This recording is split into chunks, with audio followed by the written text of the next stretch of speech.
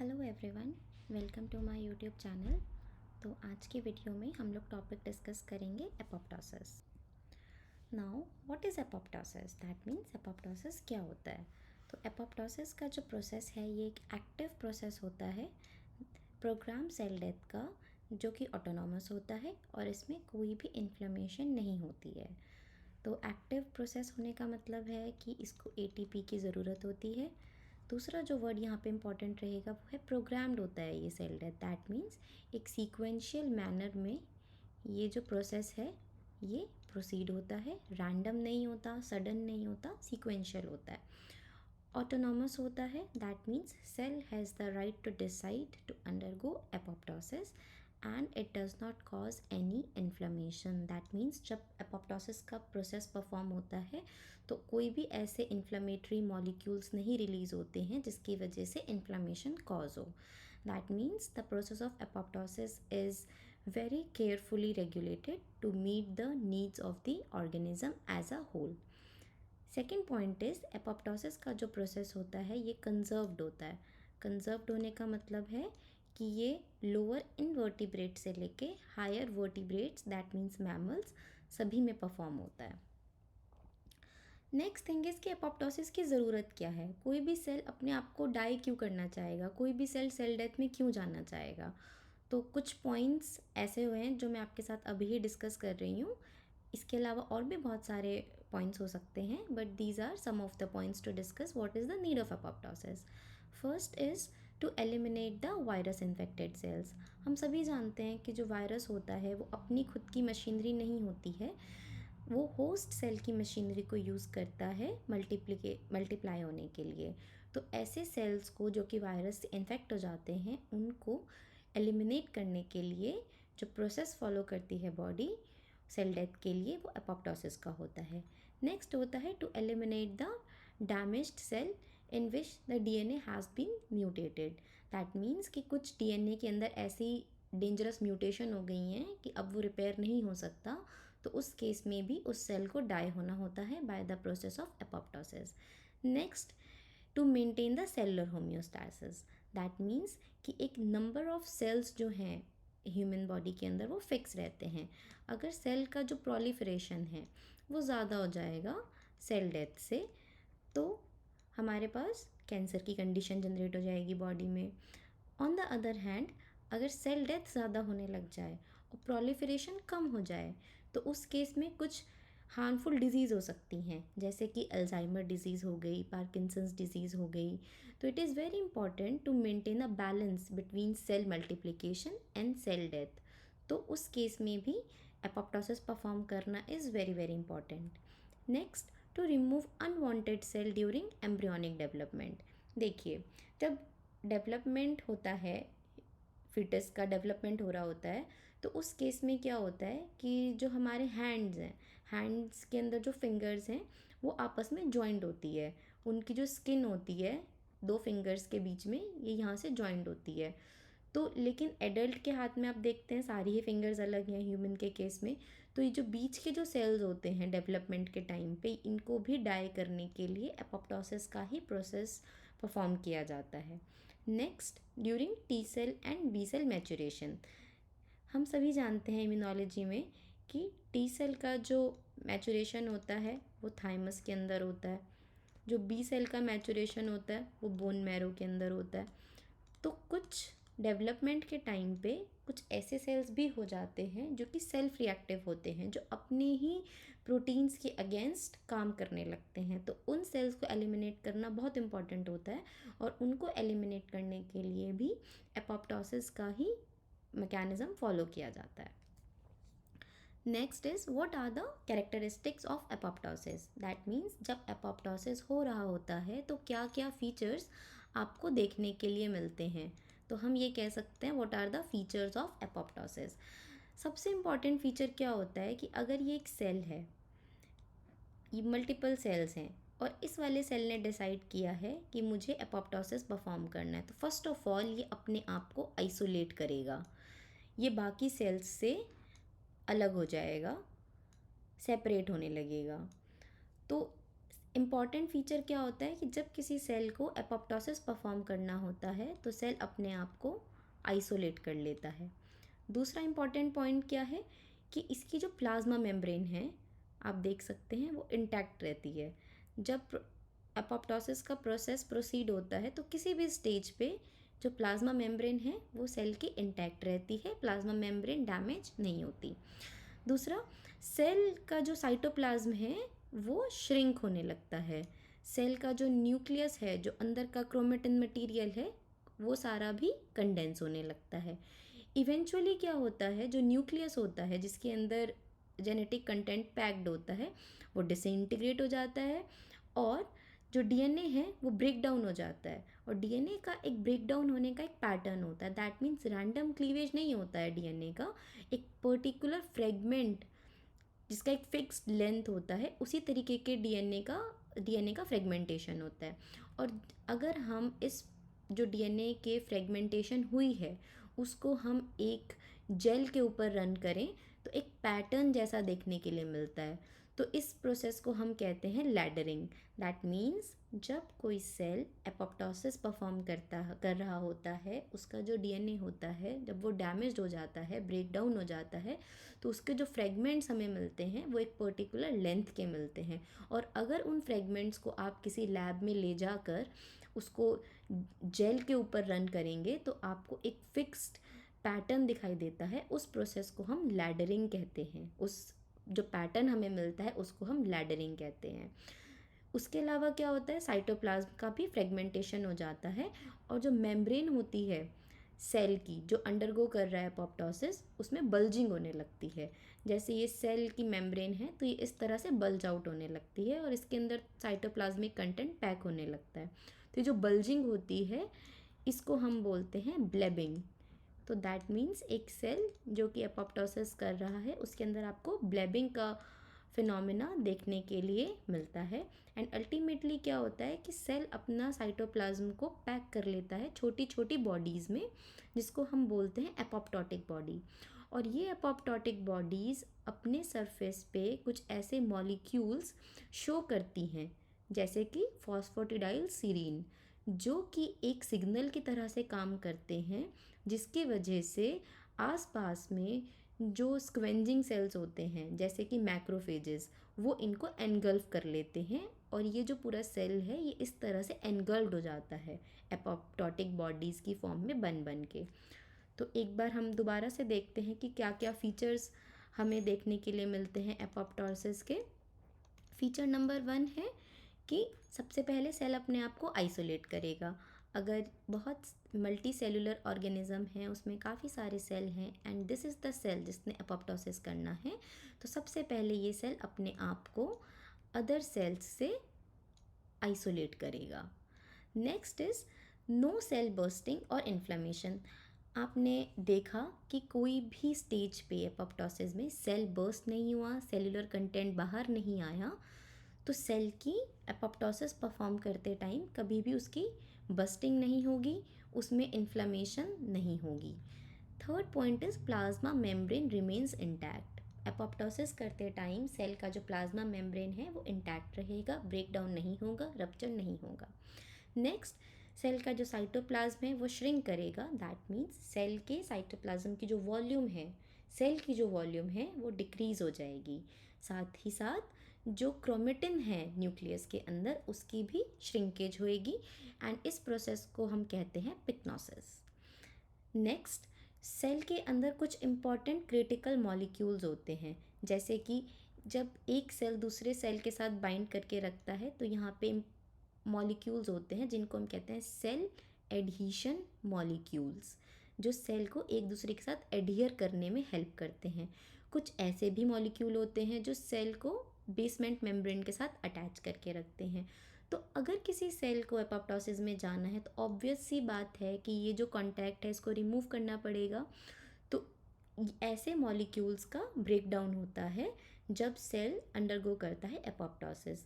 Next, उसके cytoskeleton molecules का भी ब्रेक डाउन होता है। जैसे कि ह्यूमन बॉडी के अंदर स्केलेटन होता है जो उसके स्ट्रक्चर को मेंटेन करके रखता है, उसी तरह से सेल का साइटोप्लाज्म होता है, उसको मेंटेन करने के लिए साइटोस्केलेटन मॉलिक्यूल्स होते हैं तो उनका भी डैमेज होता है, क्योंकि आपने देखा कि सेल अपोप्टोसिस करता है तो ब्लेबिंग होती है, अपोप्टोटिक बॉडीज़ बनती हैं, तो सेल के साइटोस्केलेटन मॉलिक्यूल्स का भी डैमेज होता है और सेल की शेप एंड साइज चेंज हो जाती है, बिकॉज लैमिन प्रोटीन पाया जाता है सेल के अंदर, उसका भी ब्रेक डाउन होता है।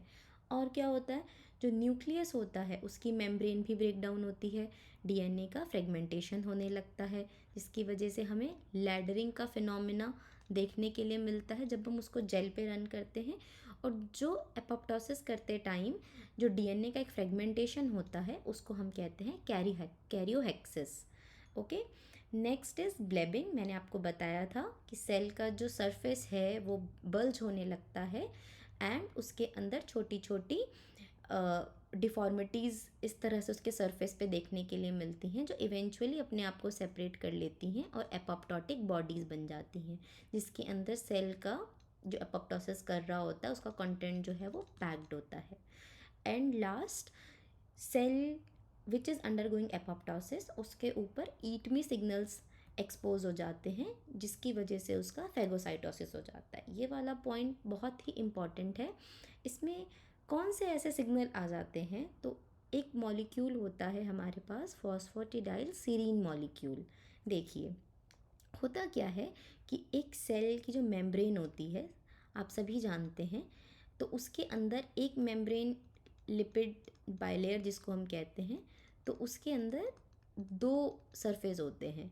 ये अगर मैं दिखा रही हूँ, ये सेल की बाइलेयर है, तो इसमें ये वाला मैं मान रही हूँ कि ये सेल के इंटीरियर की तरफ है, ये साइटोसोलिक साइड है किसकी, प्लाज्मा मेम्ब्रेन की।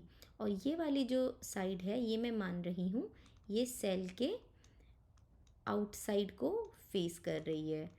तो जो लिपिड के मॉलिक्यूल्स होते हैं जो डिस्ट्रीब्यूटेड होते हैं इन दोनों मेम्ब्रेन्स में, उसमें से कुछ मॉलिक्यूल्स ऐसे होते हैं जो हमेशा इनर साइड पे ही पाए जाते हैं, जो सेल के साइटोसोल की तरफ ही होते हैं, और कुछ मॉलिक्यूल्स ऐसे होते हैं जो हमेशा उस तरफ पाए जाते हैं जिसने एक्सटीरियर को फेस करना है। तो ऐसा ही एक मॉलिक्यूल होता है फॉस्फेटिडाइल सीरीन।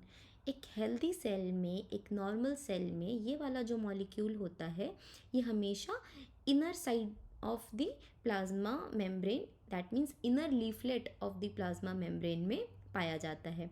लेकिन जब सेल अंडरगो करता है एपोप्टोसिस तो होता क्या है कि ये जो मॉलिक्यूल है ये फ्लिप होके इधर की साइड आ जाता है, दैट मीन्स बाहर की साइड आ जाता है, इंट्रासेल्युलर साइड पे शो होने लगता है। तो ये एक सिग्नल के जैसे एक्ट करता है। इसका रिसेप्टर जो हमें मिलता है वो मिलता है हमें फैगोसाइटिक सेल जैसे कि मैक्रोफेजेस पे। तो वो इस सेल को देखते हैं, रिकॉग्नाइज करते हैं और एक सिग्नल जनरेट होता है कि this cell is undergoing apoptosis, और वो इसको एनगल्फ कर लेते हैं। इस पॉइंट को समझने के लिए आप ये फिगर देखिए, ये एक नॉर्मल सेल है। इस नॉर्मल सेल के अंदर ये इसकी प्लाज्मा मेम्ब्रेन की बाउंड्री है। इस बाउंड्री के अंदर अगर हम इसको जूम करके देखें तो एक साइड है मेम्ब्रेन की जो अंदर की साइड है जो साइटोप्लाज्म को फेस कर रही है, इसको मैं बोल सकती हूँ साइटोसोलिक साइड है ये। वहीं पे दूसरी साइड है प्लाज्मा मेम्ब्रेन की जो कि सेल के आउटसाइड को फेस कर रही है। तो मैं इसको बोल सकती हूँ, इस वाली साइड को क्या मैं आउटर लीफलेट बोल दूँ, मैं इसको आउटर लीफलेट कह सकती हूँ, और इस वाली साइड को मैं इनर लीफलेट कह सकती हूँ, outer leaflet of plasma membrane, inner leaflet of plasma membrane. तो जो फॉस्फेटिडाइल सीरीन एक मॉलिक्यूल है ये हमेशा इनर लीफलेट में पाया जाता है एक नॉर्मल सेल के अंदर। एक नॉर्मल सेल है, इसके अंदर ये इनर लीफलेट में पाया जाता है। लेकिन इस सेल ने डिसाइड किया मुझको एपोप्टोसिस परफॉर्म करना है, तो उस केस में क्या होगा आप देख सकते हैं। अगर मैं एक सेक्शन को जूम करके यहाँ पे दिखाती हूँ तो जो फॉस्फेटिडाइल सीरीन का मॉलिक्यूल है जो कि पहले इनर लीफलेट में था ये फ्लिप होके आ गया आउटर लीफलेट में। अब ये आउटर लीफलेट में आ गया तो इसकी वजह से क्या हुआ, ये एक फैगोसाइटिक सेल था। फैगोसाइटिक सेल में ये मैक्रोफेज हो सकता है, न्यूट्रोफिल हो सकता है, कोई भी सेल हो सकता है।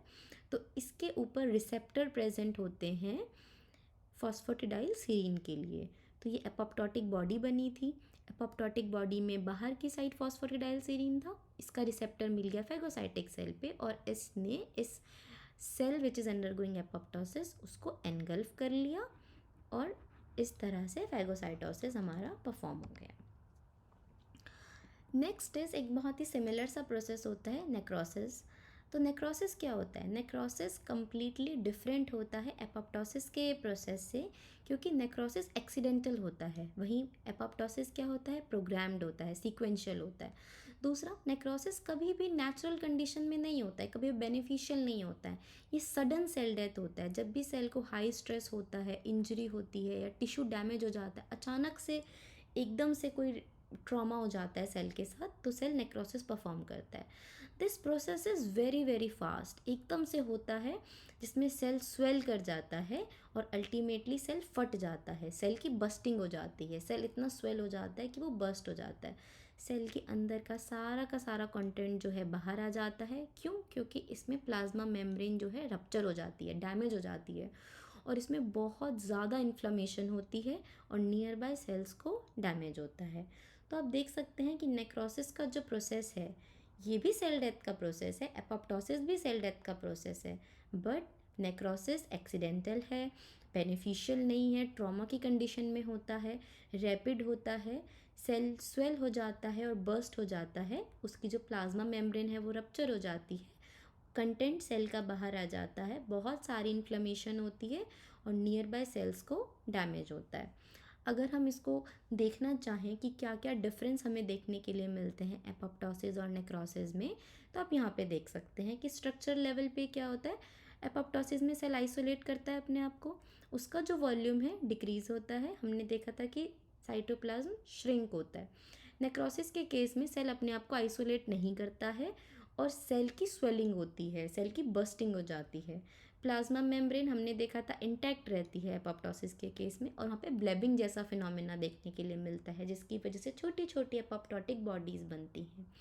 वहीं पे नेक्रोसिस में क्या होता है? प्लाज्मा मेम्ब्रेन टूट जाती है, सारा का सारा जो कंटेंट है बाहर आ जाता है, कोई एपोप्टोटिक बॉडी नहीं बनती, डायरेक्ट सेल का जो कंटेंट है वो एनवायरनमेंट में रिलीज होता है। न्यूक्लियस, यहाँ पे न्यूक्लियस का कंडेंसेशन होता है और एक प्रॉपर फ्रेगमेंट्स मिलते हैं आपको ब्रेक डाउन होने के बाद डीएनए के, एक प्रॉपर पैटर्न फॉलो होता है यहाँ पे। वहीं पे न्यूक्लियस का कंडेंसेशन तो नेक्रोसिस में भी मिलता है, बट रैंडम डिसइंटीग्रेशन होता है न्यूक्लियस का। नेक्रोसिस के केस में आपको लैडरिंग का पैटर्न नहीं मिलेगा देखने के लिए। नेक्स्ट इज एपोप्टोसिस करते टाइम हमने देखा था एपोप्टोसिस एक एटीपी डिपेंडेंट प्रोसेस है, और एटीपी कहाँ से जनरेट होता है? माइटोकॉन्ड्रिया से जनरेट होता है। तो माइटोकॉन्ड्रिया एक बहुत ही इम्पॉर्टेंट रोल प्ले करता है एपोप्टोसिस के केस में। और एक और इम्पॉर्टेंट पॉइंट यहाँ पे ये आता है कि अगर कोई सेल एपोप्टोसिस परफॉर्म कर रहा होता है तो उसका जो माइटोकॉन्ड्रिया है उसकी जो मेम्ब्रेन पोटेंशियल है वो डिक्रीज़ हो जाती है। तो माइटोकॉन्ड्रियल मेम्ब्रेन पोटेंशियल का डिक्रीज़ होना भी एक इम्पॉर्टेंट फीचर में आप काउंट कर सकते हो एपोप्टोसिस के। वहीं पे नेक्रोसिस जो है ये एक्टिव प्रोसेस नहीं है, पैसिव है, it does not require ATP. यहाँ पे माइटोकॉन्ड्रिया ही ब्रेक डाउन हो जाता है और राइबोसोम डिसइंटीग्रेट होने लगता है। राइबोसोम आप सभी जानते हैं, प्रोटीन को बनाने के लिए, ट्रांसलेशन का फिनोमिना करने के लिए राइबोसोम हमें ज़रूरी होता है। राइबोसोम ही डिसइंटीग्रेट हो जाता है in the case of necrosis. और क्या क्या चेंजेस आपको देखने के लिए मिलते हैं? अभी मैंने आपको बताया कि एनर्जी रिक्वायर्ड होती है, एटीपी की ज़रूरत होती है एपोप्टोसिस में, वहीं नेक्रोसिस में कोई एटीपी की रिक्वायरमेंट नहीं होती है। डीएनए में आपका एक प्रॉपर फ्रेगमेंट मिलते हैं स्पेसिफिक लेंथ के, डीएनए लैडरिंग का पैटर्न आपको देखने के लिए मिलता है।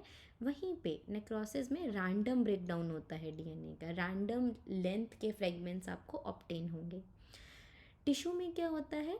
टिश्यू लेवल पे आप देखेंगे कि अगर कोई उसके सेल्स एपोप्टोसिस कर रहे हैं तो वो इंडिविजुअल सेल्स तक ही रेस्ट्रिक्टेड है, आसपास के सेल्स को कोई डैमेज नहीं होता, कोई इन्फ्लामेटरी रिस्पॉन्स एसोसिएटेड नहीं होता। वहीं पे नेक्रोसिस में क्या होता है? ग्रुप ऑफ सेल्स अफेक्ट होते हैं एक सिंगल सेल की जगह, और इसमें बहुत ज़्यादा इन्फ्लेमेशन होती है, विच इज़ वेरी ऑब्वियस। अगर कोई सेल है वो अपने आप को आइसोलेट ही नहीं कर रहा है, ग्रुप में ही बैठा है और उसका सारा कंटेंट बाहर आ गया, तो आसपास के सेल्स को डैमेज होगा, because it is unusual condition, ऐसा नहीं होता। लास्ट में क्या होता है, एपोप्टोसिस में फैगोसाइटोसिस हो जाती है एपोप्टोटिक बॉडी की। On the other hand necrosis में क्या होता है, सेल बस बर्स्ट हो जाता है, फट जाता है, सेल लाइज हो जाता है। तो इसको हम थोड़ा सा पिक्टोरिक फॉर्म में अगर हम देखना चाहें, अगर ये एक नॉर्मल सेल है और इसने डिसाइड किया कि मुझे एपोप्टोसिस करना है, इसका आप देखेंगे कि सेल की वॉल्यूम कम होगी, सेल का साइटोप्लाज्म कम होगा, उसका जो न्यूक्लियस है, जो क्रोमेटिन है, वो कंडेंस होने लगेगा, मेम्ब्रेन इंटैक्ट रहेगी और ब्लेबिंग आपको देखने के लिए मिलेगी, सरफेस पे छोटे छोटे बल्जिंग बनेगी एंड अल्टीमेटली एपोप्टोटिक बॉडी बन जाएंगी, जिसको जो फैगोसाइटिक सेल हैं वो उसको फैगोसाइटोस कर लेंगे, उसको इनगल्फ कर लेंगे, अपने अंदर ले लेंगे और कोई इन्फ्लेमेशन आपको देखने के लिए नहीं मिलेगी। वहीं पे अगर ये सेल डिसाइड करता है इसको नेक्रोसिस में जाना है, तो धीरे धीरे जो प्लाज्मा मेम्ब्रेन है वो डिसइंटीग्रेट होने लगेगी, सेल की स्वेलिंग होने लगेगी, सेल फूलने लगेगा और उसका जो अंदर का कंटेंट है वो बाहर आ जाएगा सडनली, क्योंकि प्लाज्मा मेम्ब्रेन जो है वो रप्चर हो जाती है, सारा का सारा कंटेंट आपको बाहर देखने के लिए मिलता है, जिसकी वजह से नेबरिंग सेल्स अफेक्ट होते हैं और इन्फ्लेमेशन आपको देखने के लिए मिलती है। तो आज के टॉपिक में हम इतना ही डिस्कस करेंगे। नेक्स्ट वीडियो में हम लोग कैस्पेज के बारे में बात करेंगे, इंट्रिंसिक और एक्सट्रिंसिक पाथवे के बारे में बात करेंगे। मैंने अपनी वीडियो में जो कंटेंट लिया है ये लॉडिश के 7th एडिशन से और बेकर्स के 8th एडिशन से लिया है, सेल बायोलॉजी के। आई होप कि आपको ये टॉपिक समझ आया होगा। नेक्स्ट वीडियो तक take care of yourself, stay motivated, bye bye.